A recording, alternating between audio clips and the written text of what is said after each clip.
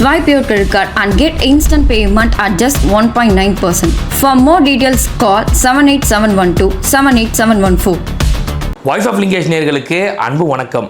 விரைவில் ஏர்வாடிக்கு செல்ல இருக்கும் லேடி கெட்டப் சத்யராஜ். ஆக்சுவலாக பார்த்தீங்கன்னா நேற்றைய தினம் நம்ம லேடி கெட்டப் சத்யராஜ் வந்து ஒரு மேடையில் வாசின்னு வாசிச்சிருக்கிறாங்க. அதுவும் நம்ம சிஎம் சார் கிட்ட ஒரு சில விஷயங்கள் சொல்லணும் அப்படின்னு சொல்லிட்டு பார்த்தீங்கன்னா மேடையில் முழுக்க தற்குறித்தனமாகவே பேசியிருக்கு. அதை பார்க்கும்போது என்ன தெரியுமா தோணுச்சு, எவ்வளோ முத்தி போய் சுற்றி நிற்குது பற்றியாடா இது அப்படின்ற மாதிரி தோணுச்சு. அதில் அவங்க சொன்ன ஒரு சில பாயிண்ட் மட்டும் சொல்கிறேன் பாருங்களேன். எம்கே ஸ்டாலின் சார் வந்து ஒரு எத்திக்கல் லீடராமே, ஒரு கண்ணியமான ஒரு தலைவராமே. அவரு திரு மு.க. ஸ்டாலின் அவர்களுக்கும் மற்ற தலைவருக்கும் என்ன வித்தியாசம்? Our leader is an ethical leader.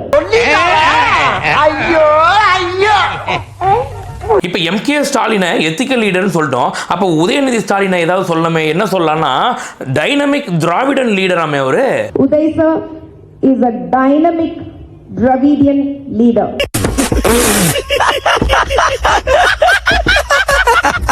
இதெல்லாம் தாண்டி சேகர் பாபு அவர் தானே மேடையெல்லாம் போட்டு அரேஞ்ச் பண்றாரு. அவருக்கு ஏதாவது ஒரு ஹானர் தெரிவிக்கணும் இல்லையா? அதனால சேகர் பாபு இருக்கார் இல்லையா, அவரு வீட்டில் இருக்க குழந்தைங்களை பார்த்துக்கிற மாதிரி நாட்டில் இருக்க நம்ம எல்லாரையும் பார்த்து பாராம. யாரு சேகர் பாபு? நாட்டில் இருக்கிற நம்ம எல்லாரையும் வந்து வீட்டில் இருக்கிற குழந்தைய பார்த்துக்கிற மாதிரி பார்த்து பாராம. சேகர் பாபு ஐயாவை பத்தி நிறைய பேசலாம். அவரோட வீட்டுல இருக்கிற குழந்தைகளை அவர் எப்படி பார்த்துக்கிறாரோ நம்ம எல்லாரையும் அவர் அப்படிதான் பார்த்துக்கிறார். அந்த மாதிரி எல்லாம் இருக்கிற சான்ஸ் இல்லையே. இதெல்லாம் தாண்டி பெண் கல்விக்கு உயிர் கொடுத்தவரே யாரு? நம்ம அன்பில் மகேஷ் அண்ணன் தான் உயிர் கொடுத்தாராமே. எது? பெண் கல்விக்கு உயிர் கொடுத்தது அன்பில் மகேஷ் அம்மா. பெண்களுக்கு தேவை பவர். அந்த பவர் எப்படி வருதுன்னா எஜுகேஷன் மூலமா தான் வருது. பெண் கல்விக்கு உயிர் கொடுத்தவர் நம்ம அன்பில் மகேஷ் அண்ணா. எங்க அன்பில் மகேஷ் அண்ணா is not just a leader. He is a leader who helps women lead by educating them. ஏப்பா அழுற முரியசா? என்னமா ஃபீல் பண்ணி கூவுறான்டா அவன். பட்டு சொன்னாங்க, கண்டிஷன்ஸ் ஃபாலோ பண்ணுங்கடா. பெண் கல்விக்கு உயிர் கொடுத்தவர் நம்ம அன்பில் மகேஷ் அண்ணா. வாங்குற காசுக்கு மேல கூறாடா கொய்யா. ஆனா இதெல்லாம் வச்சு கூட நான் முடிவு பண்ணல, முத்தி போச்சு அப்படின்னு. எப்போ முடிவு பண்ண அப்படின்னாக்கா, எங்க அப்பா வீட்டில் இல்லை, நான் தனியா தான் இருக்கேன், வரீங்களா அப்படின்னு சொல்லிட்டு யாரோ ஒருத்தர் ஒரு அடியால கூப்பிடுது. ஆளுங்கட்சியா இருந்தப்ப என்னோட அட்ரஸ் கொடுத்தேன், அவர் மறந்திருக்கலாம். திரும்பவும் சொல்றேன், என்னோட address number 13A Pragathambal road, Nungambakkam. மரியாதைக்குரிய சிஎம் ஓட அடியாளவர்களே, தாராளமா வீட்டுக்கு வாங்க. எங்க அப்பா ஷூட்டிங் போயிட்டார், நான் வீட்டுல தனியா தான் இருக்கேன், வாங்க பாப்போம். இறுதியா சிஎம் சார் கிட்ட கொஞ்சம் பேசணுமாமே. சிஎம் சார் கிட்ட நான் கொஞ்சம் பேசணும். இப்ப நானுமே கூட இந்த ஏர்வாடி கிட்ட கொஞ்சம் பேச வேண்டியது இருக்கு. ஐ மீன் ஒரு சில கேள்விகள் கேட்க வேண்டியது இருக்கு. இப்ப மேல நானே ஒரு சில பாயிண்ட் எல்லாம் வச்சேன் இல்லையா, அந்த பாயிண்ட் குறித்து இப்ப தற்குறித்தனமா பேசின இந்த லேடி கெட்டப் சத்யராஜ் கிட்ட ஒரு சில கேள்விகள் கேட்க வேண்டியது இருக்கு. அதை தான் இந்த வீடியோல பார்க்க போறோம். வீடியோ ஸ்கிப் பண்ணாம ஃபுல்லா பாருங்க.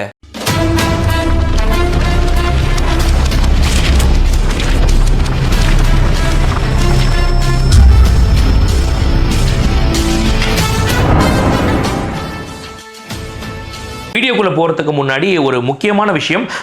சென்னை ஆலந்தூர் பகுதியை சார்ந்த தகவல் தொழில்நுட்ப இணை அமைப்பாளர் வாணிசி அவர்கள் வந்து சில நாட்களுக்கு முன்னாடி நம்ம எல்லாரையும் விட்டு பிரிஞ்சு போனாங்க.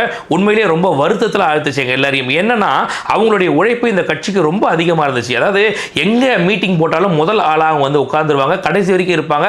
அவங்க பிரெக்னெண்டா இருக்க டைம்ல கூட பார்த்தீங்கன்னாக்கா பரவாயில்ல நான் பிரச்சாரத்துக்கு வருவேன்னு சொல்லிட்டு கட்சிக்காக ரொம்பவே தன்னை அர்ப்பணிச்சாங்க. குடும்பம் எதை பற்றியும் கவலைப்படாம, ஆஃபீஸ் போனோம்னா கூட லீவ் போட்டுருவாங்க, எதை பற்றியுமே கவலைப்பட மாட்டாங்க. ஏன்னா அவங்களோட பயணிச்ச நானும் அதை ஐடி விங்ல அவங்களோட கொஞ்சம் ஒரு சில நாட்கள் பயணிச்சதால எனக்கு தெரியும் அவங்கள பத்தி அவ்வளவு ஆக்டிவா இருப்பாங்க. ஒரு விஷயத்தை முன்னெடுத்து செய்யறதா இருக்கட்டும், அவங்கள அடிச்சிக்க முடியாது. இப்போ அவங்க நம்மளை விட்டு போயிட்டாங்கன்னு ரொம்ப வருத்தமா இருந்துச்சு. இப்போ அவங்களுடைய குழந்தை வந்து பார்த்தீங்கன்னாக்கா ஐசியூல வந்து அட்மிட் பண்ணியிருக்காங்க.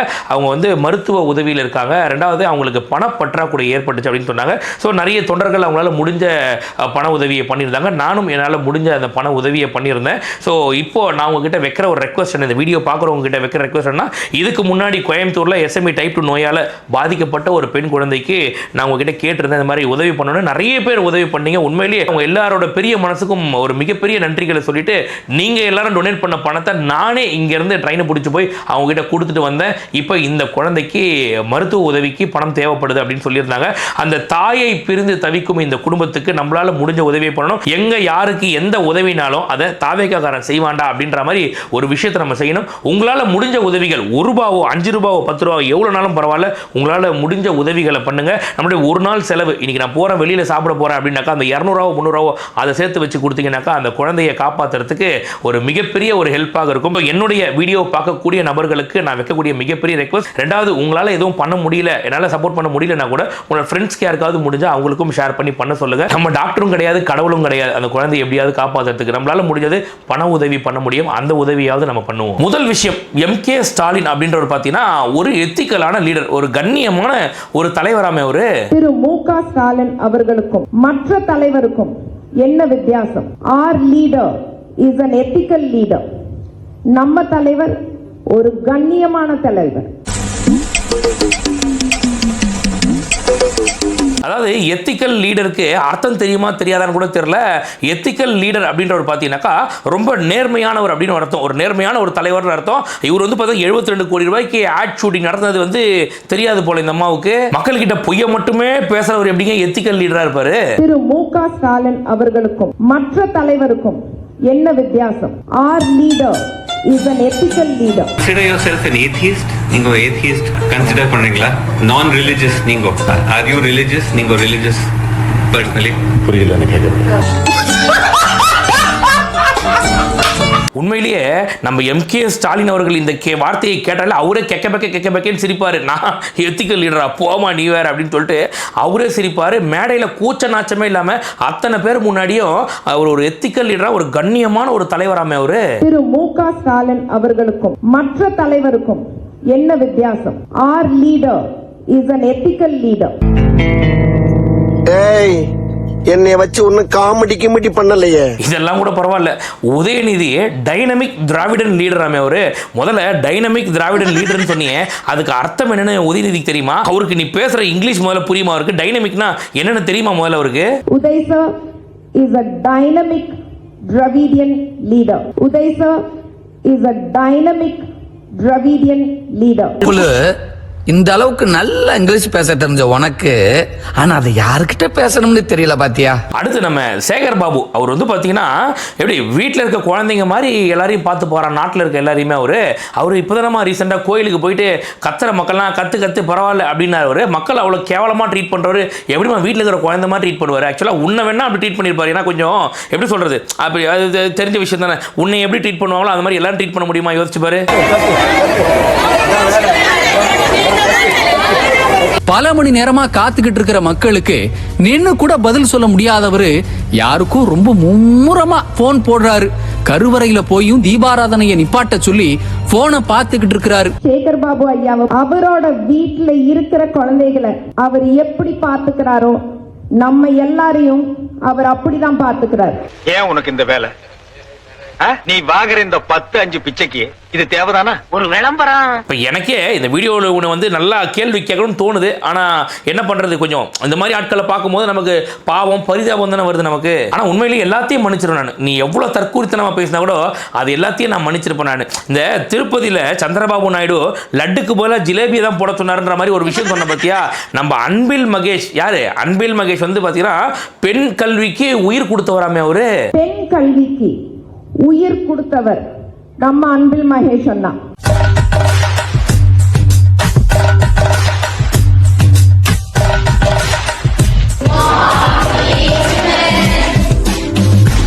குட் மார்னிங், உட்காருங்க.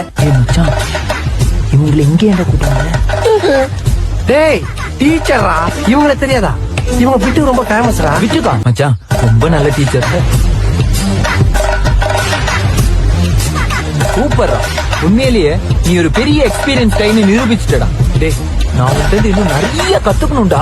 பெண் கல்விக்கு உயிர் கொடுத்தவர் நம்ம அன்பில் மகேஷ் அண்ணா. ஆலங்காத்தால உனக்கு குறவழி வரைக்கும் சோத்த போட்டு வண்டியில ஏத்திட்டு வந்ததுக்கு உன்னால என்ன பண்ண முடியுமா? ஏமா கல்வி கண் திறந்த காமராஜர் எங்க, பெண் கல்விக்கு உயிர் கொடுத்த இவர் எங்கம்மா? என்னம்மா நீ பேசிட்டு இருக்கிற நீ? காமராஜர் கல்வி கண் திறந்தவர், இவர் வந்து அவருக்கு ஈக்குவலா வந்து பெண் கல்விக்கு உயிர் கொடுத்தவர் நீ பேசுறியம்மா நீ? இதெல்லாம் உனக்கே நியாயமா இருக்கா? நான் கேட்கிறேன். முதல்ல அன்பில் மகேஷ்ன்றவர் யாரு? பள்ளி கல்வித்துறை அமைச்சர் அப்படின்னு சொல்லிட்டு அவரே ஊருக்குள்ள சுத்துவாரு. ஆனா ஊருக்குள்ள எங்க இலை விழுந்தாலும் போய் கண்டிஷன்ஸை ஃபாலோ பண்ணுன்னு சொல்லுவாப்ல. கண்டிஷன்ஸை ஃபாலோ பண்ணுங்கடா.